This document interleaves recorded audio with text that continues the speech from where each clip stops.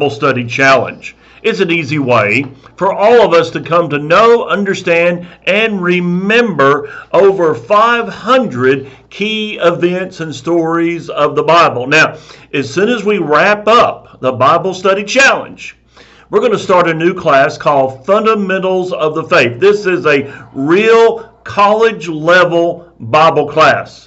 It's going to go on for about a year or so, and I believe you're going to love it. I'm going to make it easy to understand, and this is your opportunity to join us in a real Bible, college-level Bible class. That's the Fundamentals of the Faith beginning in March. Now, we're in the last part of the book of Acts.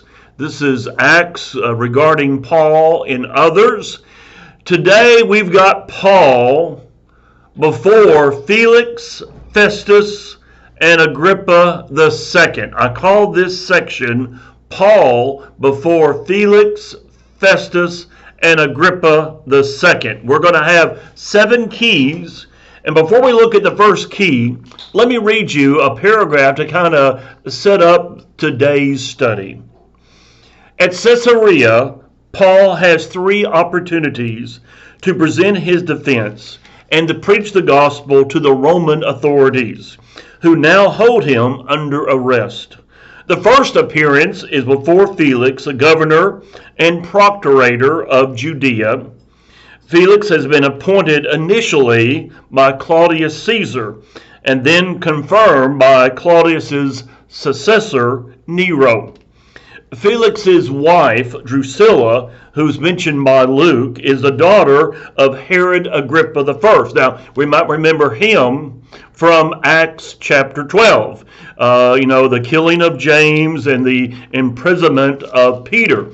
And then God brought Peter out of that jail. Now, Drusilla is the daughter of Herod Agrippa I and the sister of Herod Agrippa II, which we're going to see in today's study, before whom Paul will also appear. Felix knows enough about the way. Now, I mentioned before, that's what the Romans often would call the Christians. They called them people of the way. Romans and even the Jews would call the Christians people of the way because they had a certain way of living, a certain way of conducting their lives. Felix knows enough about the way to realize that there is no substance to the charges being brought against Paul. And Luke's account hints that Felix is even somewhat troubled by Paul's teaching. But he is primarily motivated by greed and therefore is angered when Paul fails to offer a bribe. Luke's record notes that Paul is forced to remain in jail for about 2 years, at the end of which time Felix is removed from office. Now, secular history outside of the Bible indicates that serious riots and charges against Felix by the Jews prompted his recall back to Rome. Felix is succeeded by Festus, about whom little is known. Festus also finds no fault in Paul and suggests that Paul once again be taken before the Sanhedrin in Jerusalem. But Paul, who, though he's a Jew, is also a Roman citizen by birth, exercises his right to appeal his case to Caesar. Shortly after Paul seeks an appeal, Festus is visited by King Herod Agrippa II and his sister Bernice. It was their father, King Herod Agrippa I, who had persecuted the church and killed James, the brother of John. When Festus expresses frustration regarding Paul's case, Agrippa asks if he can hear Paul's story for himself. Paul's presentation before Agrippa summarizes his personal conversion and ministry. At the conclusion of Paul's speech, Luke relates a memorial conversation between Agrippa and Paul, in which Agrippa appears to be uncomfortably vulnerable to the gospel message presented by Paul. But if Agrippa is touched at all, there's no record that he ever responded in full belief. We're going to have 7 keys. Key number one is the indictment against Paul.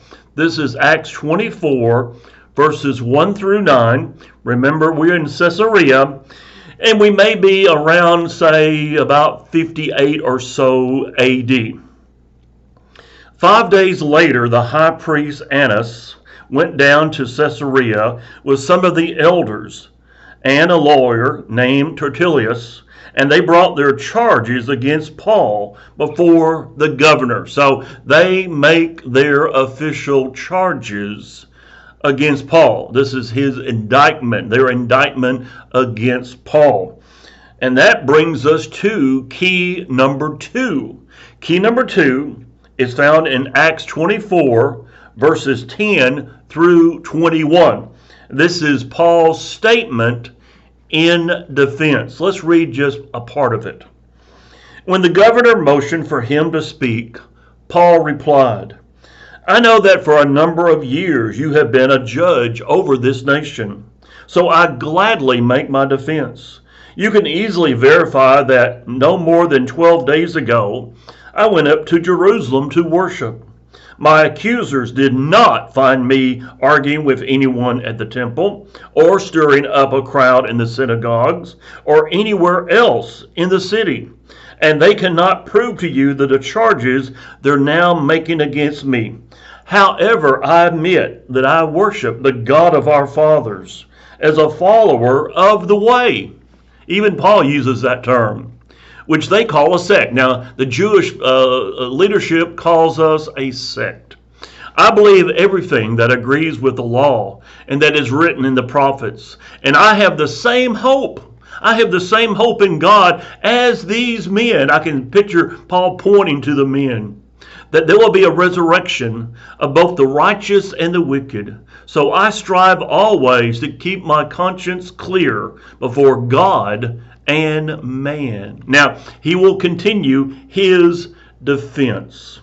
Now, Felix will postpone his decision because he's confused and doesn't know exactly what to do with Paul. As I said already, he was hoping for a bribe from Paul.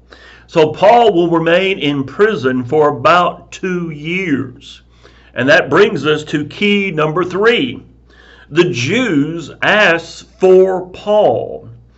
3 days after arriving in the province, Festus went up from Caesarea to Jerusalem, where the chief priests and Jewish leaders appeared before him and presented the charges against Paul. They urgently requested Festus, as a favor to them, to have Paul transferred to Jerusalem, for they were preparing an ambush to kill him along the way. Now, they can't really touch him in Caesarea. Caesarea had become somewhat the Roman headquarters. Now, Jerusalem was still, in the minds of the Jewish people, the prime city, but Caesarea by the sea, by the way, there's 2 Caesareas. There's a Caesarea Philippi in the north, but this is Caesarea by the sea, often called Caesarea Maritima, meaning by the sea. And they really can't touch Paul there. They can't touch Paul there. They're wanting to ambush him as he would be transferred from Caesarea down to Jerusalem. Now, Festus doesn't want to do that. He doesn't want to do that. He says, Paul is being held at Caesarea, and I myself am going there soon. Let some of your leaders come with me and press charges against the man there, if he's done anything wrong. And that brings us to key number 4. Key number 4, found in Acts 25, verses 6 through 8. This is Festus hears Paul's case. After spending 8 or 10 days with them, he went down to Caesarea, and the next day he convened the court and ordered that Paul be brought before them. When Paul appeared, the Jews who had come down from Jerusalem stood around him, bringing many serious charges against him, which they, the Jewish leadership, could not prove. Then Paul made his defense. I have done nothing wrong against the laws of the Jews, or against the temple, or against Caesar. In fact, Paul will end up appealing to Caesar as a right of a Roman citizen. And Paul was a Roman citizen by birth. He had not bought that citizenship, and that was something that was common. People would buy citizenship. But Paul was born as a Roman citizen. He has the right to appeal to Caesar, to go to Rome. And that's exactly what he does in verses 9 through 12. Now, that brings us to key number 5. This is Festus and Agrippa the second. Festus and Agrippa the second. This is Acts 25, 13 through 22. A few days later, King Agrippa and Bernice, now this was his sister, but many of the historians believe that they were living in some type of relationship, even though they were technically brother and sister. They arrived at Caesarea to pay their respects to Festus. Since they were spending many days there, Festus discussed Paul's case with the king. Now remember, Herod Agrippa would have some Jewish bloodline way back in his family. He was a descendant of those of Edom, that is true. But, you might remember Herod the Great had married some Jewish ladies. He had several women, several wives, but some of his wives were Jewish. So there are definitely Jewish blood there in that bloodline. Festus said, "There is a man here whom Felix left as a prisoner. When I went to Jerusalem, the chief priests and elders of the Jews brought charges against him and asked that he be condemned." Now, what to do with Paul? Because it says, when Paul made his appeal to be held over for the emperor's decision, I ordered him held until I could send him to Caesar. Then Agrippa said to Festus, "I would like to hear this man myself." He replied, "Tomorrow you will hear him." Now Paul is going to be presented to that audience. That's going to be Acts 25, 23 through 27. And that brings us to key number 6. Paul tells of mission. This is Acts 26, verses 1 through 23. Paul tells of his mission. Paul never resisted the opportunity to share his story, his conversion story. Do we know our conversion story? Can we share it with our children and grandchildren? Can we tell them why we became a Christian and how we became a Christian? Notice what it says. Then Agrippa said to Paul, "You have permission to speak for yourself." So Paul motioned with his hand and began his defense. "King Agrippa, I consider myself fortunate to stand before you today as I make my defense against all the accusations of the Jews. And especially so because you're going to understand. You are well acquainted with all the Jewish customs and controversies. Therefore, I beg you to listen to me patiently." He goes through his conversion story. He goes through all the things that had happened to him in his life. And that motivates a response. That brings us to key number 7. I call it Agrippa's response. At this point, Festus interrupted Paul's defense. "You're out of your mind, Paul," he shouted. "Your great learning is driving you insane." I am not insane, most excellent Festus, Paul replied. "What I'm saying is true and reasonable. The king is familiar with these things, and I can speak freely to him. I'm convinced that none of this has escaped his notice, because it's not been done in a corner. King Agrippa, do you believe the prophets? Do you believe the prophecies? Do you believe the Old Testament?" He's putting King Agrippa on the hot seat. And he goes ahead and answers for him. "I know you do." What's the response for Agrippa? Then Agrippa said to Paul, "Do you think that in such a short time you can persuade me to be a Christian?" We often sing that song, Almost Persuaded. When we sing that song, I think about this situation. Agrippa II got this close, and to our knowledge, he never ever did respond. He misses the opportunity.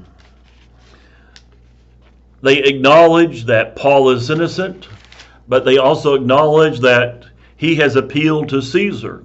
And because he's appealed to Caesar, he must go to Caesar.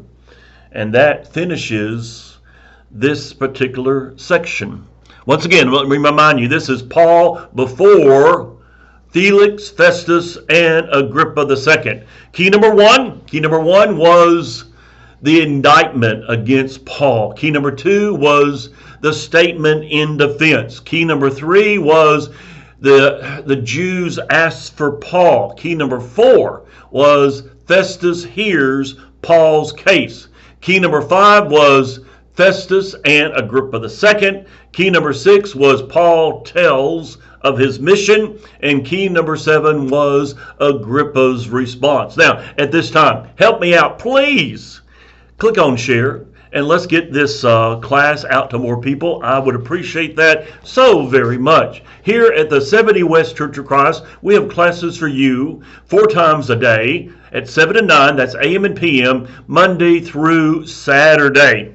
Now, we've not forgotten our young people. We love our young people. We have classes for young people on Friday and Saturday at 8 o'clock. Do you have questions for me? Bible Investigation, which airs at 9, Monday through Saturday night, is all about your questions and Bible answers. If you got a question, please email me at preachermichaelcox@hotmail.com. Have you downloaded my free app? I'm talking about truth.fm. Great Christian programming at truth.fm. Would you be interested in a free Bible correspondence course? We've got a great one. Just email us with your mail address to 70westbiblestudies@gmail.com. If you're wanting to dig a little deeper into Bible study, we've got some wonderful free resources for you. Go to our website. We made it easy to remember. Instead of you having to remember, is it 70? Is it 77 West? We just made it our city. HotSpringsChurchOfChrist.org. Easy email address or website address, and go to that and take advantage of all of those free resources. Have you received one of our publications? We call it House to House, Heart to Heart. Wonderful Christian articles. If you'd like to receive a free copy, just email us with your mailing address.